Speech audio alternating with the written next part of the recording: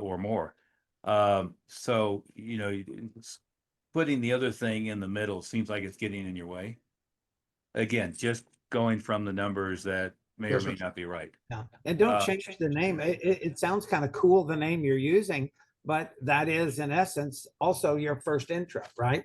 Yes, Yeah, sir. in other words, don't bring them in and do something completely different.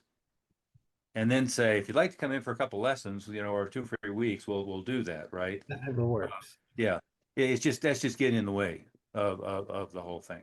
Well, Right, this will be- that's similar to Master Smith's point. Adding more steps makes it complicated. Making it different and then trying to flip them to something like if you did a, you know, I don't know, backpack safety class or something, and then you try to do martial arts, that's almost like adding another step because they have to shift mentally from the one activity to the other. Yeah. And what were you calling it? Back to school success seminar. Okay. Well, that sounds like that's your introductory class.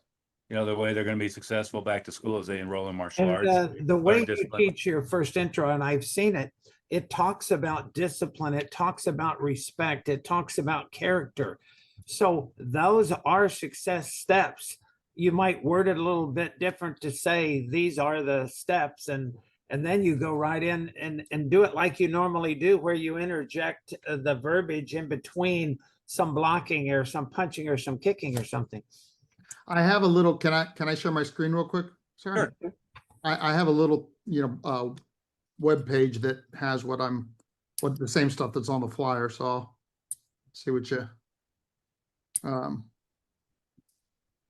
and mainly just to decide if I'm still doing it or if I'm, Bob might have to make you co-host.